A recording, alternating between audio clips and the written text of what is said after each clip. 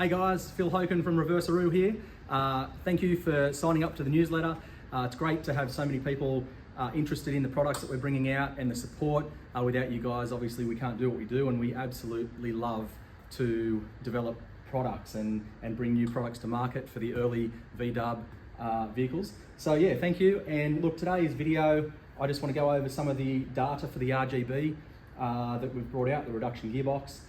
One of these bolts to each side. If you're only new to hearing about this, it's basically our solution to reverse the drive of a transmission. So this here is a Subaru 5MT, 5-speed manual transmission. The output shaft of the transmission is here, and it feeds straight into this gear. And then obviously when there's two gears, it reverses the drive. So this transmission now, while you don't have to split the box, you don't have to open it internally or split the case halves, all you do is bolt the RGBs onto the side, and then that reverses the drive of the vehicle. So pretty exciting. It's taken about 2 years or just over 18 months to get where we are now. So we're super proud of where we've come from and where we're going. And there's a long way ahead yet, because we've got to do a lot of testing obviously, and then bring this to market. So via these newsletters, we will give you all the information about the testing, who will be testing, where they are in the world, how we've instructed them to test them, which is just drive the hell out of these things and try to break them is the key bit of info that we've given them, because we just want to iron out any bugs early and then get these to market. So we'll go through some of the data, some of the bearings, why we've used those bearings, give you a comparison between the gears of the 4EAT gear kit that we came up with and designed to reverse the drive of the 4-speed automatic transmission. And then we'll go over some of the other data about the gears that we've chosen to use in this, the face width, the helical cut gears, the bracketry and things like that. One of the other things that we've got coming out soon is a cable shift kit. The cable shift kit, it's just awesome. You can try it and tell me yourself, but I believe it's awesome. It gives a super positive shift, and I might put a video up in a second so you can see it.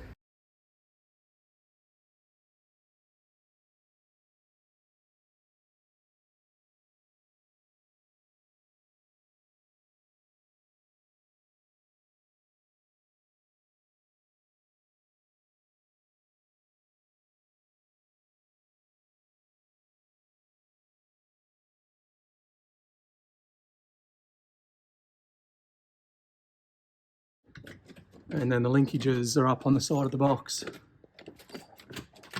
Shifts absolutely beautiful. It gives a really positive shift. It makes the box feel like brand new, literally. But anyway, like I say, you can try it and you can tell me. But that's another exciting little thing that we've got coming out. So yeah, we'll bring a lot of products out in the future, but what we'll do is, just to give you a bit of an update, or a heads up, sorry, we'll start with the T3 Vanagon with our products. So this here is designed and developed for the Syncro. That's why the width of the gears are so wide. And these boxes, I'm not gonna lie, they're wide, they're chunky, they're beefy. But the reason is because we wanted to bring this out for the Syncro first. So a lot of I'll go into more of that later, but a lot of the products we bring out, we'll probably bring out first for the Vanagon, then for the T2 bay window. And for the people around the world, if you don't call it a Vanagon, it's a T3 is a Vanagon, same thing. So we'll start with the Vanagon T3. We'll then also develop products for the T2 bay window. Then we'll go for the T1 split window, and then Beetles as well. So we will cater for the full early VW market, but we'll usually start with the Vanagons and then work our way across. So yeah, I just thought I'd give you a bit of an update of where we are. Another exciting product. Yeah, so this is the 5MT end cover plate for the Syncro. So this will be part of our Syncro kit. As you can see, there's a hole in the bottom that allows for the output shaft to go through the bottom, which will go to your front differential, or your tail shaft to your front differential. And that's exciting for the Syncro guys, because, correct me if I'm wrong, but I do believe this is the world's first Subaru 5MT transmission that is dual range. It is pouring rain here, thunder and lightning. Hope you can still hear me. Anyway, it's the world's first dual range 5MT by Subaru that's been reversed. So I know that you've got, another company brings out a crown wheel and pinion that's flipped. Essentially, you split the case halves, install the crown wheel and pinion, and then you've got a reverse gearbox. But I also believe that can't be used with a dual range transmission. So the reason that's exciting for the Syncro guys, a lot of the Syncro guys complain about not having a G gear when you do go to a 5MT Subaru or 6MT Subaru. So this dual range gives you 5 gears in a high range or standard normal gearing, and then you click to low gear, low range, and then you've got a full set of 5 gears in the low range as well. So there's a lot of information online about the gear reduction. I think there's 2 different ratios in the low dual range transmission, so you can jump online and have a look at those. But it's a great option because it then gives the Syncro owners that second set of a low range gear set. So that's awesome. Look, we started here with this reduction gearbox, reducing it from 444 diff ratio down to 4.86.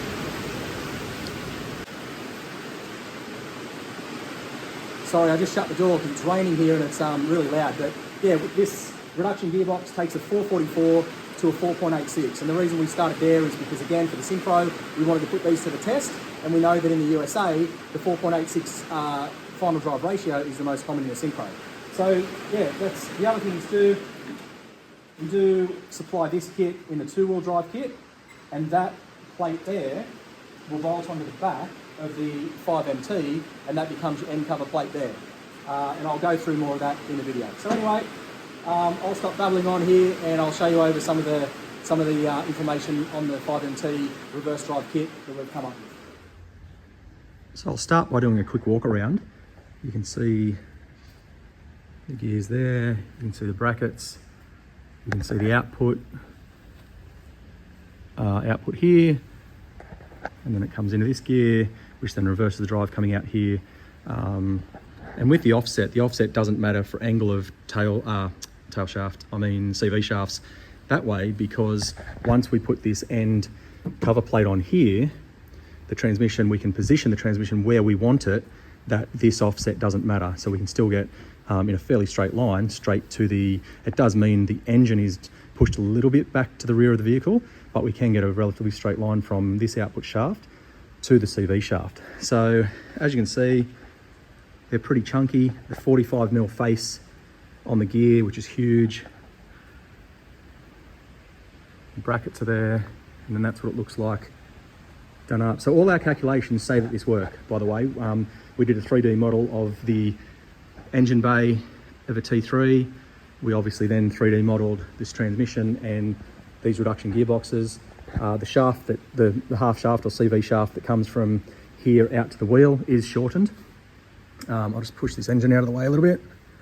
But yeah, so you can see the shaft. So we got the splines cut all the way down. We never needed to go that far, but we got splines cut all the way down so we could then choose where our CV sits, mark it, cut it, and then work out where we sit. So we've worked out that about where the end of my finger is, about 15mm needs to be cut off this, and then that will be the length of the shaft. Now that looks short, but keep in mind that between there and there is nothing and hollow. The CV, the CV sort of bolts from here into that CV flange of the axle. So look, like I say, all the calculations say it works, but there's nothing like real world testing. So we'll get out there and put it to the test. While we did the 3D modeling, we did, check suspension travel. We got it out on the ground and put it full compression and then full droop and then full extension. And all the calculations say it works. But yeah, so to go on with the gears, the reason we chose 45mm face gears and 4-module for the teeth, they're chunky, they're beefy, but we just didn't want to go down the path of having a product that was too small and fail. We'd rather have it big and outlast anything, then we can come back in reduction. If you compare it to the 4EAT gears that we invented, when I was inventing the transfer gear plate, it was just almost, dead set seemed impossible to get 3 gears in the back of the 4EAT transmission, which I'll put a photo up now so you can see what happened. We got rid of, there was usually 2 gears in the 4EAT. We had to get rid of the 2 gears and put 3 in to make it the first gear drive in the world for the 4EAT. And to fit 3 gears in there almost seemed impossible, but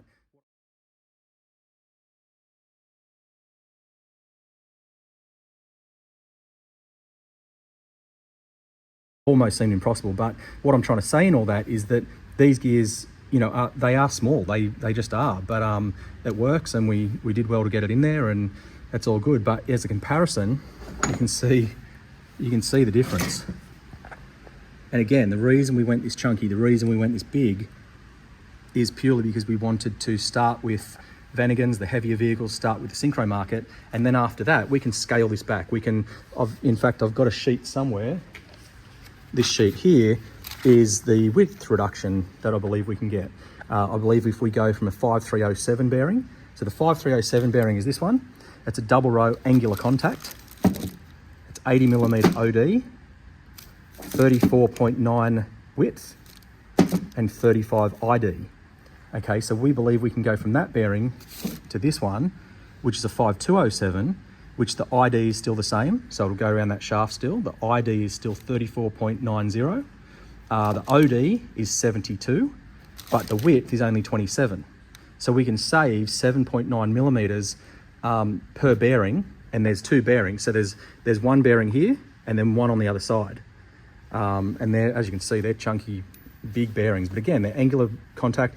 Look, I know they look like deep groove roller when you look at them, but they're not. They're angular contact, which means they can support thrust. So that's with helical cut gears, you need a bearing that has a thrust property that can take thrust, because thrust is given on a helical cut gear. So that goes over some of the bearings. Look, we think we can move the case in by 40 mil. I'll show you this quickly. Just say that's the case there. Obviously, if you go off that through bolt, we could easily get 40, maybe even 50. So we can save 40 millimeters there.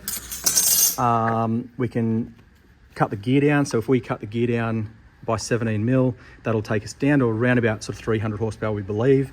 That'll still be enough, so we can save 17 millimeters there.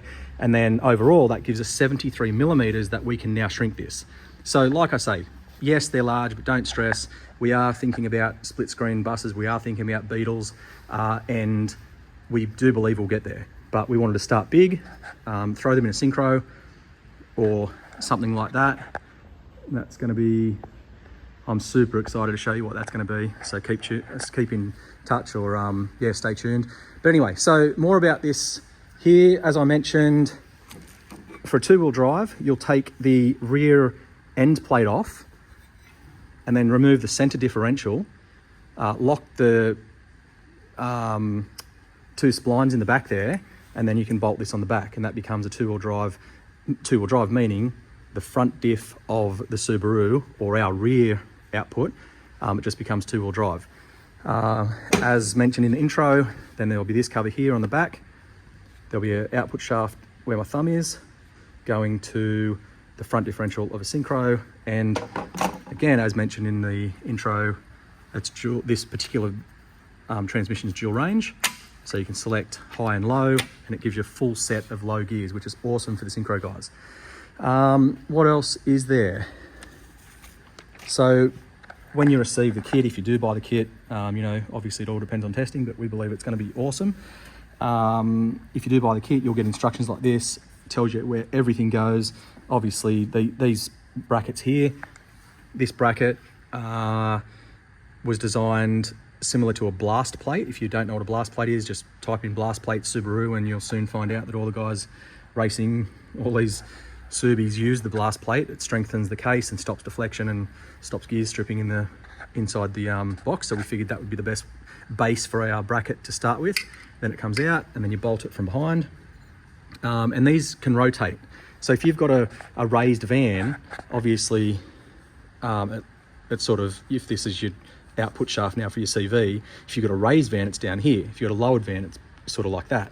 So if you've got a raised van, your angle is always going up. So these we've made to be able to rotate. I don't know if you can see in the back there on both brackets, I've just got pink marks there of where I'll probably make a bit of an amendment, but in that bracket there you can see, so you can actually clock them, you can rotate them down. So that whole RGB can go down a bit. So then if you've got a raised van, instead of your CV sort of going up like this, that will come down, and then your CV will go a more direct route into the output shaft here. Yeah, so as I was saying before, this will come in the kit, and it just shows you where to put the standoffs, because each standoff here is a little bit different length. Standoffs being the parts that come off the transmission out to our bracket. They're different lengths because obviously the holes for the through bolts from Subaru, which are here, you take the through bolts out, and then you put our high tensile, that's 12.9 high tensile thread bar that replaces the through bolts, and you can see it's a lot wider. And then the standoffs over there, these standoffs are placed in behind there. And so yeah, back over to this list, it just gives you a list of where everything goes. It gives you a list here of all the different lengths, and then shows you how to assemble it. Yeah, so another question I've got too, if you could reply back to this email that you saw this video in, would you want to receive them like this and assemble it yourself? It's not too hard, it's just pressing bearings on. Or would you like to receive them like fully set up like this one and just bolt them on? There's an option there, but yeah, that's just one thing that's crossed my mind. But yeah, I'll think of what else there is to chat about. Yeah, so one other feature or thing we're deciding on at the moment, as you know, these are being tested at the moment, so we're right in the testing phase of testing different methods of drive and methods of connections and things like that. So this here, this stub axle has got a female end on it. That stub axle would go straight into the front differential of the Subaru box, which becomes our rear differential obviously, but yeah, it slips straight in, and then we've got that coupling there that slips on this gear, right? So that goes into the gearbox like that. So essentially, that's what you're looking at. That one right there, and that connection down there is this. The black part you're looking at down there is that orange part, and then the gear is there.